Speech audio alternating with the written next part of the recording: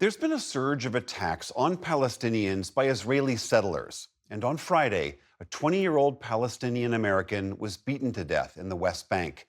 Saifullah Musallet is now the fifth American to be killed in the occupied West Bank by Israeli forces or settlers since the war in Gaza began.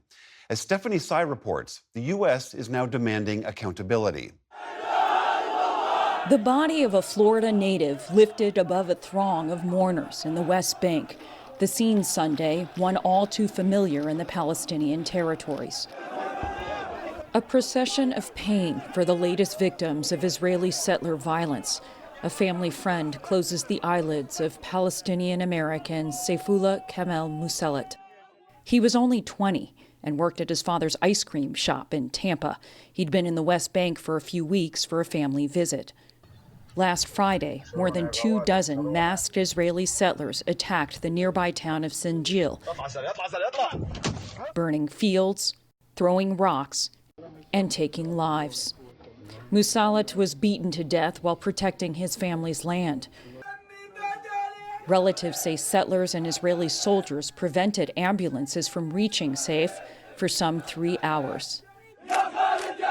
Killed in the same attack, 23-year-old Palestinian Mohammed Razek Hussein al-Shalabi, Saif's friend. He was found dead in an olive grove, shot in the chest. A relative blamed Israeli policies for his loss. It's a continuous crime and continuous policy of the occupation to try and force Palestinians to leave their land. The whole world is witnessing this crime, which all Palestinians are suffering from. More Palestinians were injured last month in settler attacks than in any month over the last 2 decades, according to the UN. And there have been over 700 settler attacks just this year on Palestinians or their properties, nearly a 15% increase from the same time last year.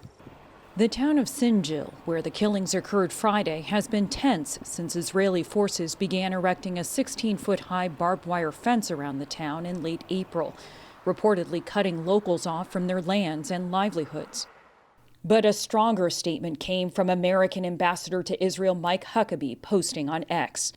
A longtime staunch supporter of Israel, the ambassador asked for an aggressive investigation into what he called Musallet's murder, adding there must be accountability for this criminal and terrorist act.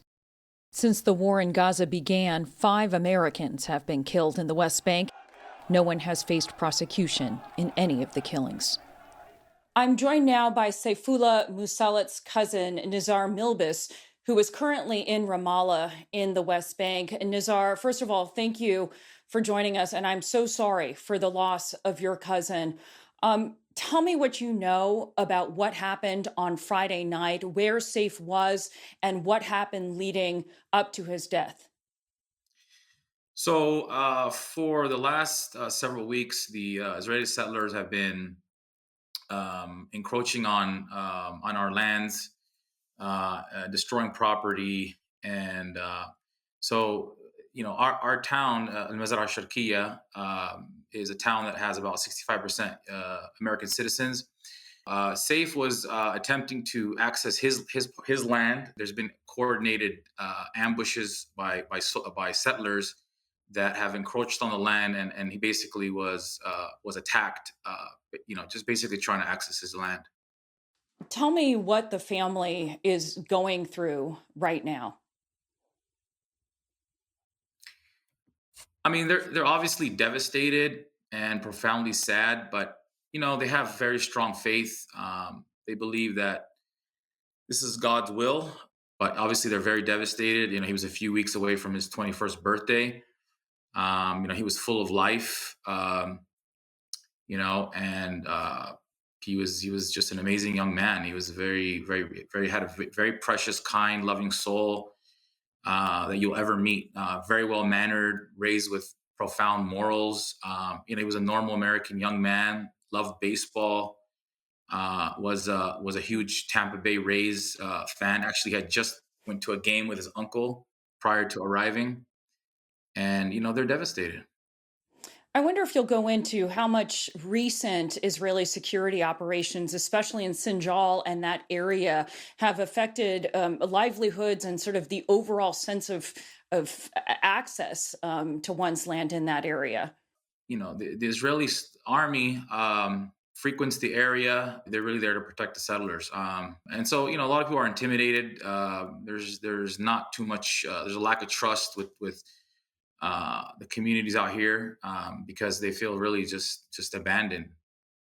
Hundreds of Palestinians have been killed in West Bank violence and settler attacks in just the last few years, and the attacks have been escalating. But when an American is killed overseas, it's expected more will be done to seek justice. Do you and the family have that expectation? And what should the U.S. and Americans be doing? As much as we trust in that the American government is there to protect the citizens, it's ultimately failed. We hope that this time it's different.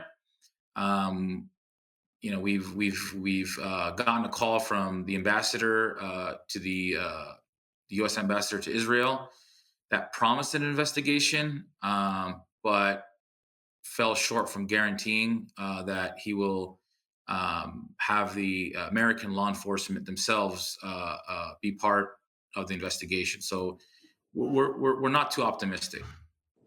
And is there anything else that you would say Americans can do from afar to support you or your family?